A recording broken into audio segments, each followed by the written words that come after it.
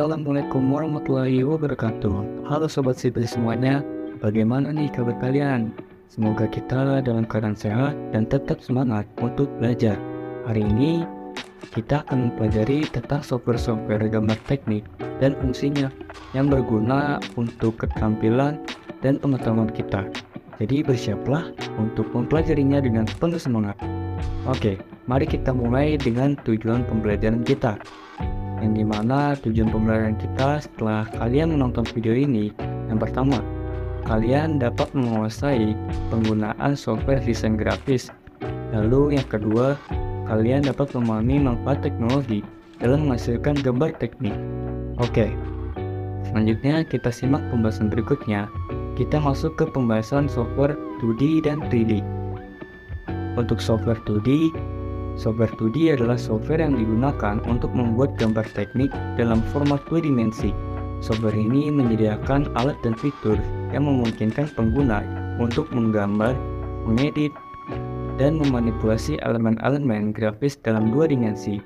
Nah, berikut ini adalah beberapa contoh dari software desain 2D, yaitu diantaranya AutoCAD, GraphSight, TurboCAD, CorelCAD, LibreCAD, dan QCAD. Nah, berikutnya adalah software 3 dimensi, yaitu software 3 dimensi adalah jenis software yang digunakan untuk membuat model 3 dimensi dari objek atau komponen dalam gambar teknik. Software ini memungkinkan pengguna untuk merancang, mengedit, dan memvisualisasikan objek dalam lingkungan 3 dimensi dengan presisi yang tinggi.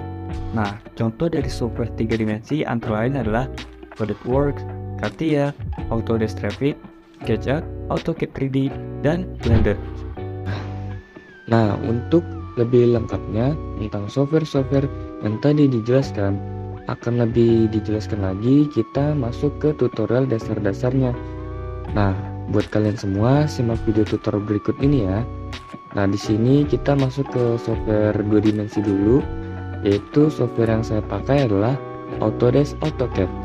Dan di sini bisa terlihat ada beberapa perintah dasar yang paling sering dipakai dalam suatu pengerjaan dari AutoCAD.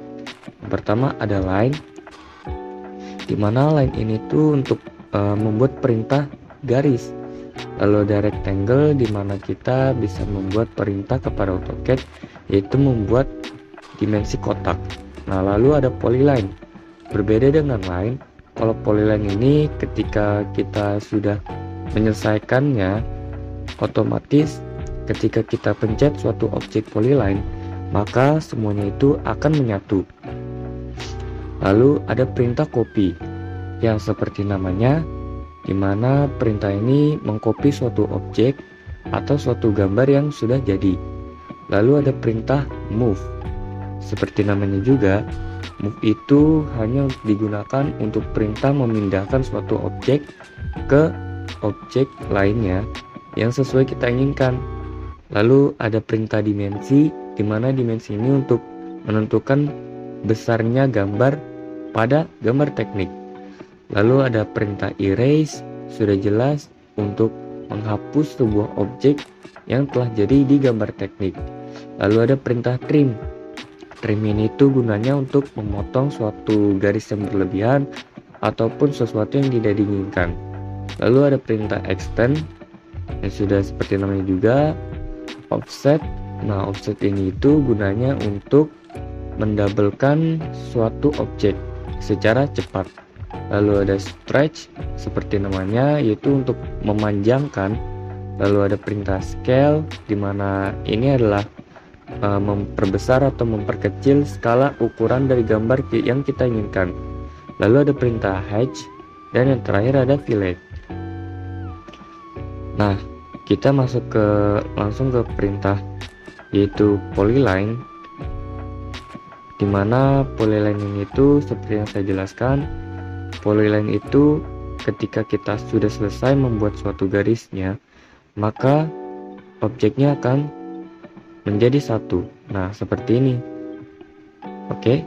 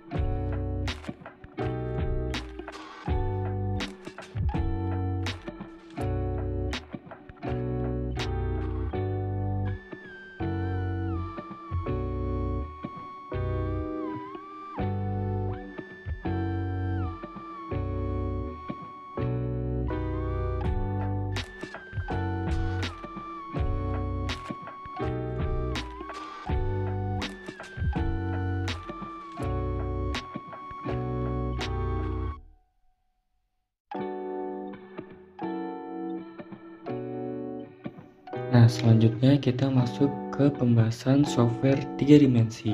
Nah, untuk software 3 dimensi yang kita pakai ini adalah Autodesk Revit. Autodesk Revit adalah perangkat lunak yang digunakan untuk merancang, membangun, dan mengelola bangunan dalam bentuk model 3D. Nah, berikut adalah langkah-langkah dasar untuk mengoperasikan Autodesk Revit. Nah, yang pertama, kalian dimulai dengan membuat proyek baru. Buka aplikasi Revit dan pilih New Project atau Start a New Project dari menu awal. Lalu kalian pilih template yang sesuai yang jenis proyek yang akan Anda kerjakan, seperti arsitektur, struktur, atau MEP, yaitu Mechanical, Electrical, dan Plumbing. Lalu membuat elemen dasar, di mana Revit menggunakan objek atau elemen dasar untuk membangun model 3D. Beberapa elemen dasar yang umum digunakan termasuk dinding, lantai, atap, pintu, jendela, tangga, dan sebagainya. Anda dapat memilih elemen-elemen ini dari palet elemen Revit atau menggunakan perintah Create di toolbar. Lalu untuk menggunakan alat pemodelan, Revit menyediakan berbagai alat pemodelan yang memungkinkan Anda untuk membuat elemen custom atau memodifikasi elemen yang ada. Misalnya, Anda dapat menggunakan alat potong untuk membuat potong melintang atau menggunakan alat memotong kusen untuk memotong kusen jendela. Nah, selanjutnya untuk menambahkan informasi dan data. Salah satu kekuatan Revit adalah kemampuannya untuk menyimpan informasi dan data terkait dengan elemen-elemen model. Anda dapat menambahkan informasi seperti nama elemen, nomor seri, dimensi, dan lain-lain. Data ini kemudian dapat digunakan untuk menghasilkan jadwal, laporan, dan analisis.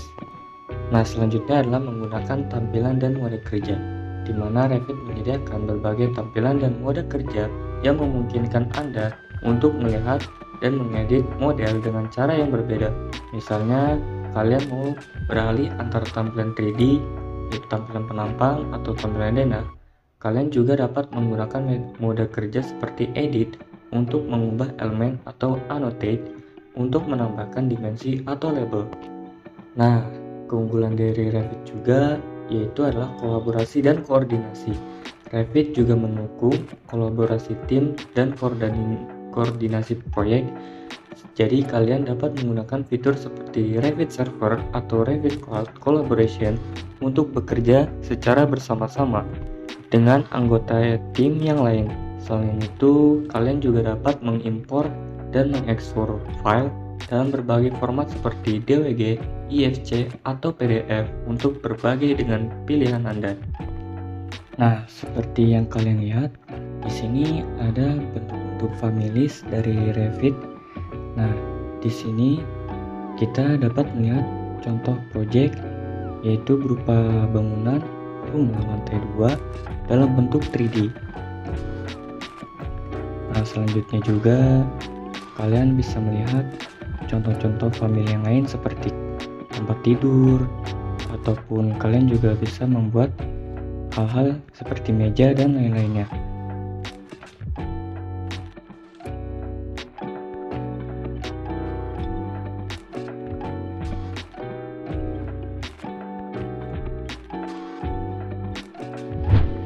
Setelah kita membahas software 2D dan 3D, kakak yang bertanya ke kalian. Coba salah satu dari kalian beri kesimpulan tentang materi software 2D dan 3D yang baru saja kita pelajari. Saya, Kak. Kesimpulan yang saya dapat itu yang pertama adalah memahami manfaat teknologi dalam menghasilkan gambar teknik yang akurat, efisien, dan profesional, serta produktivitas dan kualitas gambar teknik ke depannya. Lalu yang kedua, keterhubungan dengan teknologi terkini, jadi kita bisa tahu nih tentang gambar teknik yang inovatif dan membuat kita relevan, serta siap menghadapi tantangan dunia kerja yang semakin canggih dan kompetitif. Wah, bagus banget kesimpulannya. Sekarang kita masuk ke sesi diskusi. Kalian boleh bertanya perihal materi yang dibahas tadi. Saya ingin bertanya, Kak, bagaimana gambar teknik 2 dimensi dan 3 dimensi berkontribusi dalam proses suatu proyek konstruksi? Gambar teknik 2D dan 3D sangat penting dalam proses suatu proyek konstruksi karena dapat membantu memvisualisasi desain dan konsep secara lebih jelas dan detail. Gambar teknik 2D dapat digunakan untuk membuat rencana dasar proyek konstruksi seperti peta kontur, dana lantai, dana tata letak pipa, kabel listrik, gambar struktur, dan detail yang lebih kecil, serta memberikan panduan bagi para pekerja di lapangan selama proses konstruksi.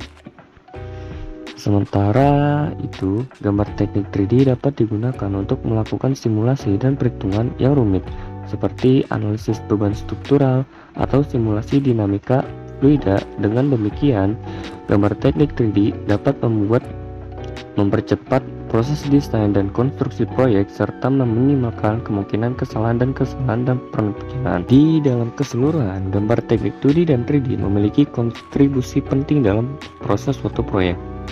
Dari perencanaan awal hingga pembangunan dan pemeliharaan, membantu para insinyur dan arsitek untuk membuat keputusan yang baik dan memastikan keselamatan proyek. Kak, saya ingin bertanya, manakah yang lebih efisien secara pengerjaannya, Kak? Apakah yang 2D atau 3D untuk menggambar teknik? Kedua, metode gambar teknik 2D dan 3D memiliki kelebihan dan kekurangan masing-masing. Efisiensi pengerjaan tergantung pada kebutuhan proyek, tingkat keahlian, dan preferensi individu. Namun, untuk menggambar teknik, lebih disarankan menggunakan teknik 2D karena lebih sederhana dan efisien untuk menggambar objek yang kompleks dengan detail. Selain itu, teknik 2D juga lebih mudah dipelajari dan dikuasai daripada teknik 3D. Namun, jika kalian membutuhkan visualisasi objek yang lebih realistis dan lebih baik dalam membuat animasi, menggunakan teknik 3D akan lebih disarankan. Namun, pengerjaannya akan membutuhkan waktu yang cukup lama dan memerlukan perangkat lunak khusus untuk membuat gambar 3D.